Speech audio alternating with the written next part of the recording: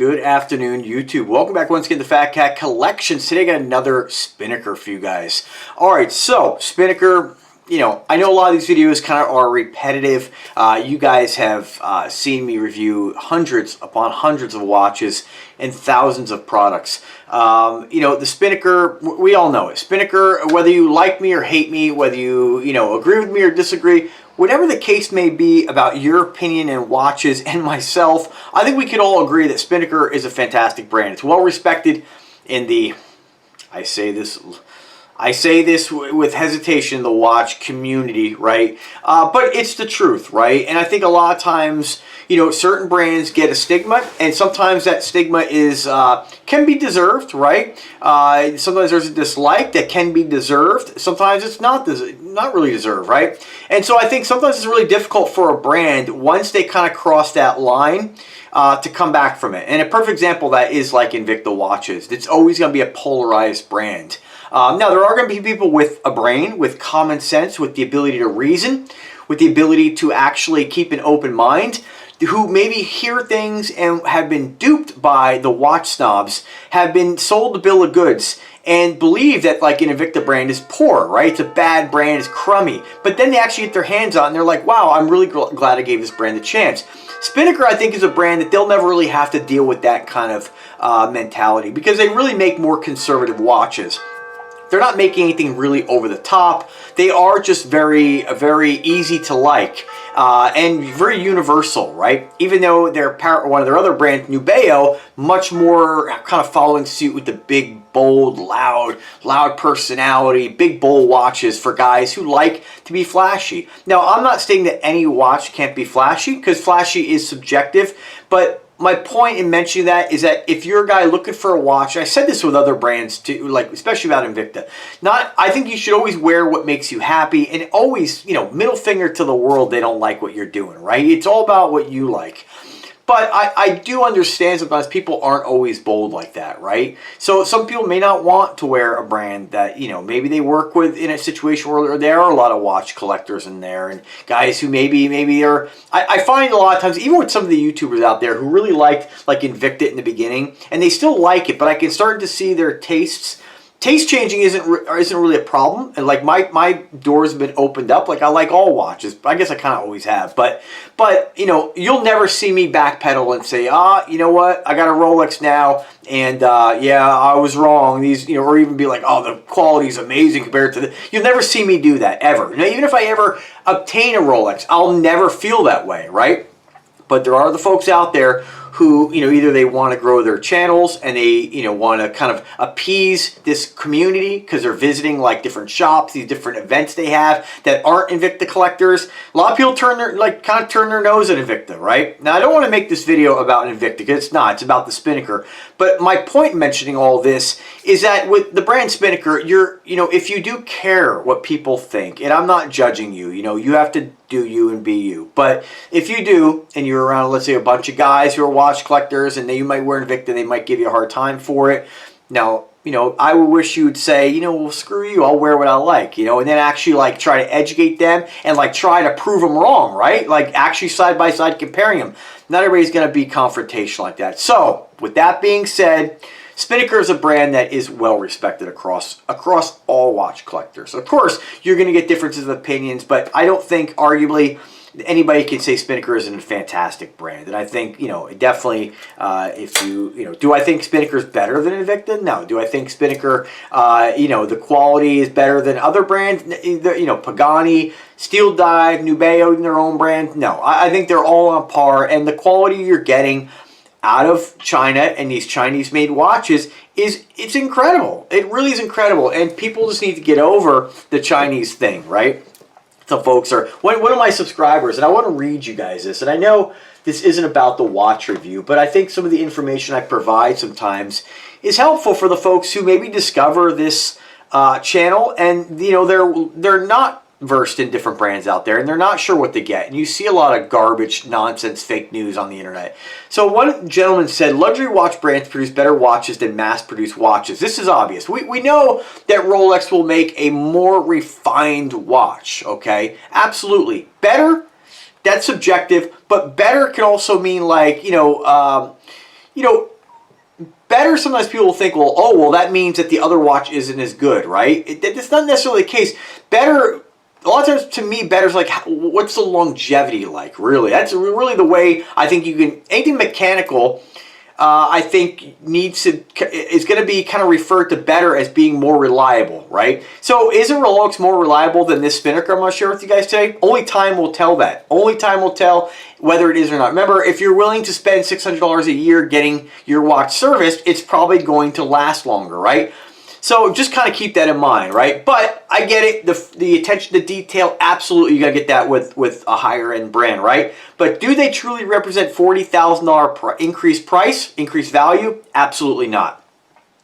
If you break down a watch into its parts, they're extremely similar. The beauty of AliExpress and sites like that is you truly see how much a good quality watch should cost. And people need to get over cheap Chinese crap. And it basically states that like 90%, that's what I've been saying for a long time, 90% of everything we own is made in China. So if you want to take that high and mighty moral road that says, you won't buy a watch made in China, kindly throw away everything you've ever bought. And that's really the truth. If you go looking around your house and say, you can't make an excuse that your television made in China it's different. Not the case.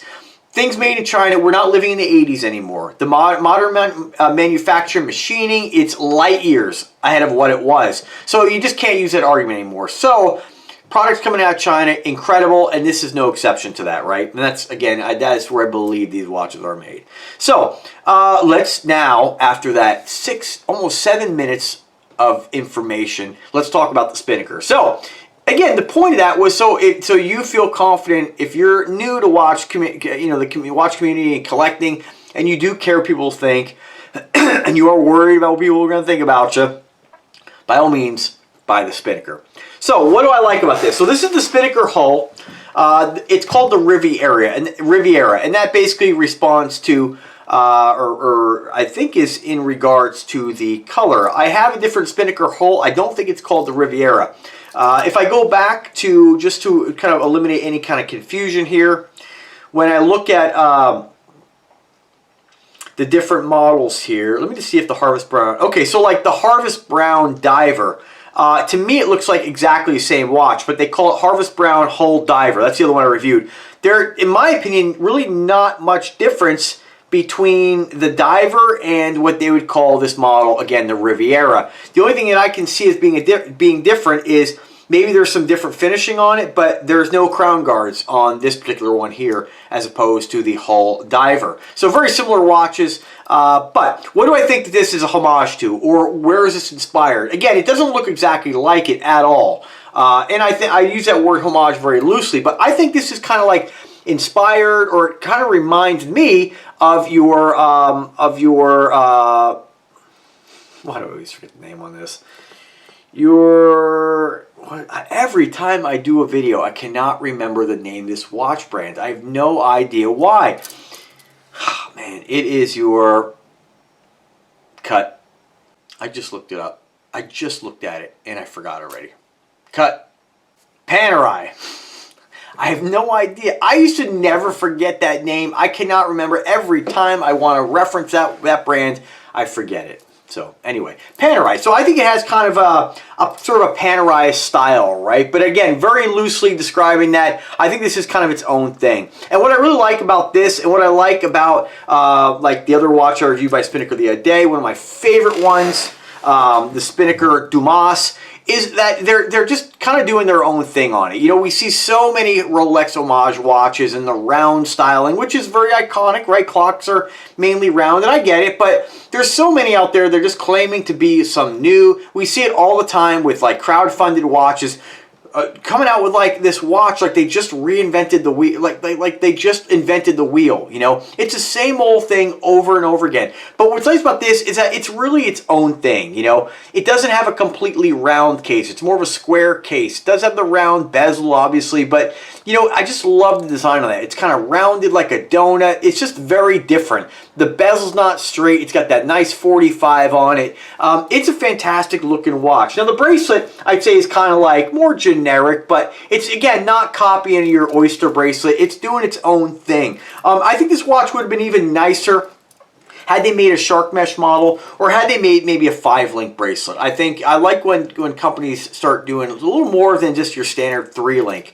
But overall, this is a fantastic watch, and I liked it so much that I wanted to get, again, the Riviera version. Even though I have the whole diver, and there's the same watches, they're very similar as far as the face on the Harvest Brown. It has kind of like this gradient brown face, right? But this one here, the color is smoke gray. So it's not black, it's not gray, it's kind of smoky. By the video, it almost looks like it's black. It's not. It does have kind of like a smoke kind of color to it. And it's got, I don't know if you can see this by the video, but there is sort of like a texture. It's like a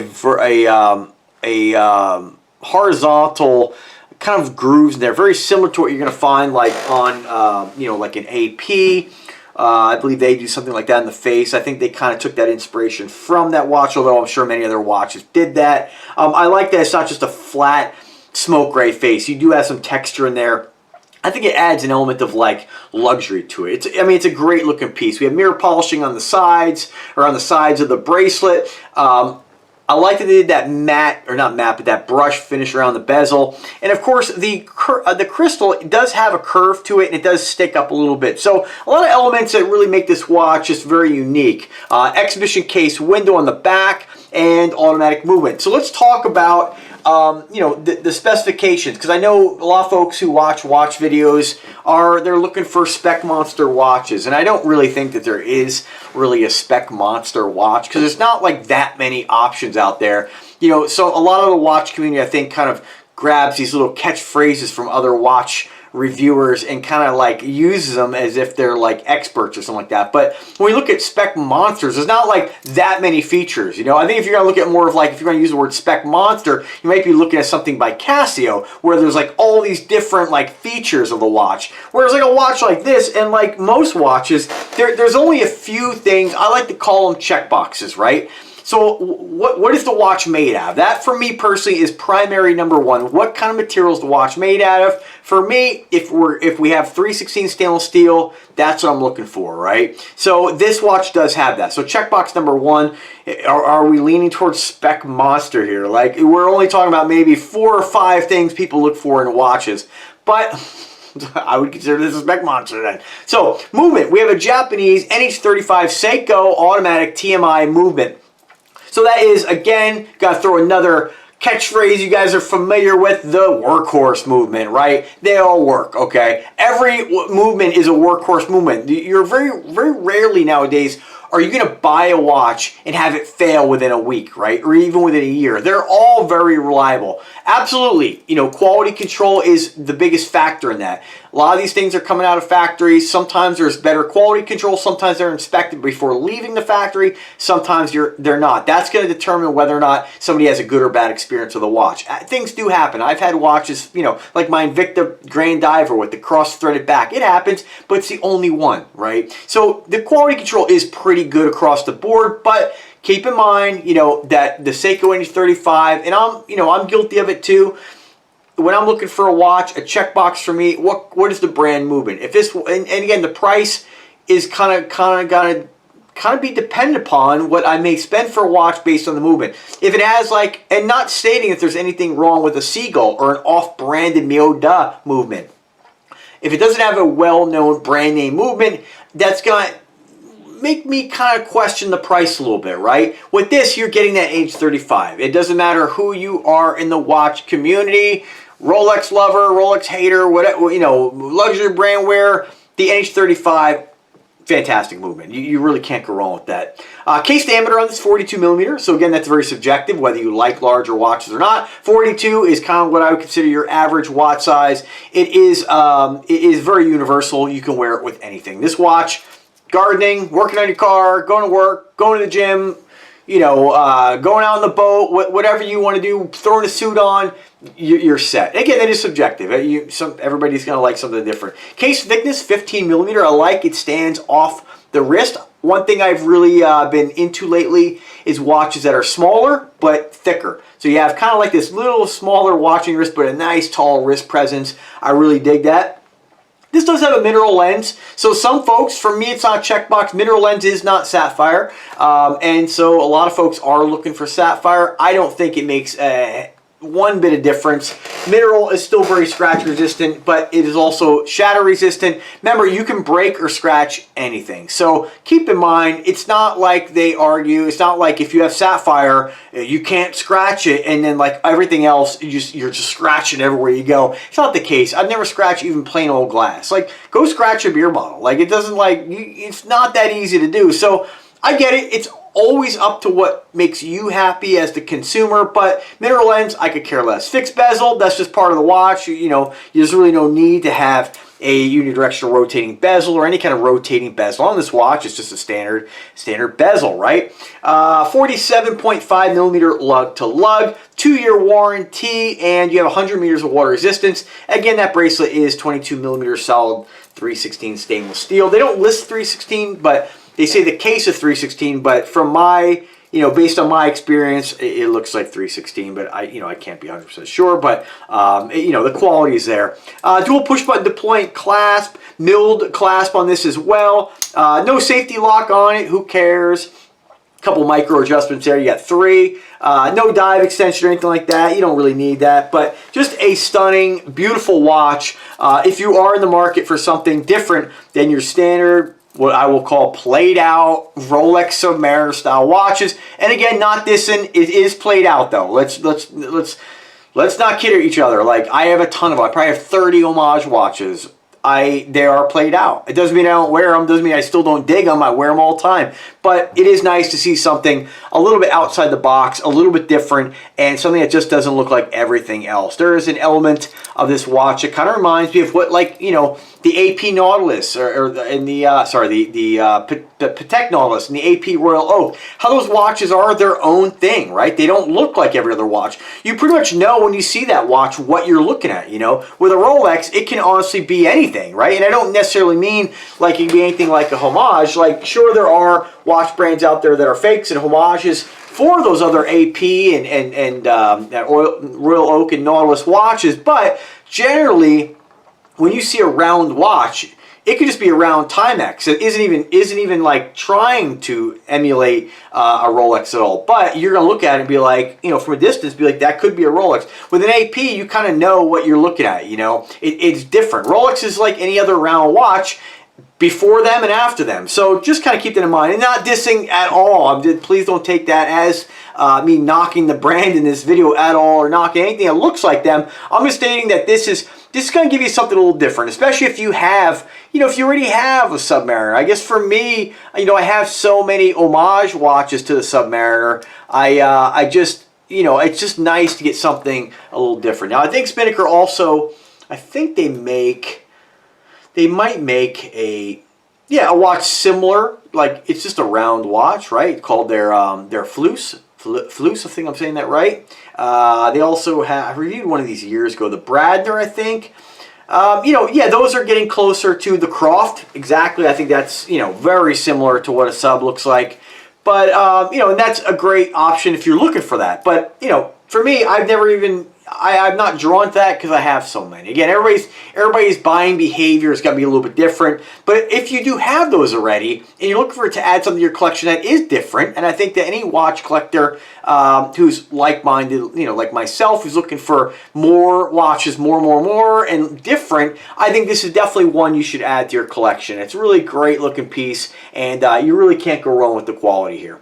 So as far as box, classic Spinnaker box. We're not going to waste too much time on that. So let's throw it on the wrist here. I'm about 5'8". I weigh about 172 pounds as of today. And I have a 7-inch wrist. So this is what it looks like on a guy my size, my height, and my weight. Gives you an idea of what it might look like on you. Just a beautiful, beautiful piece. I believe they make this in a blue face, and they make it in, again, not a bright blue, more like a deep navy blue. They make it in a black, but I think, arguably, that smoke gray, I think for you folks who collect watches, been watching me for a while, I think that, you really appreciate kind of smoke gray. I do want to, this is going to be really unprofessional here, but I just want to pop this lens off for a second here, because I'm trying to show you guys this close-up here, and it just looks a little grainy, and I just don't know if what's causing that. But maybe this is a little more clear. I don't know. You guys tell me in the video if you think that's more clear without the wide angle lens. Might be a little bit more clear. Just seems like this camera never really focuses into well on whatever I'm reviewing. So, and I know you guys tell me all the time about it. But there it is, folks. 7-inch wrist, just a great looking piece.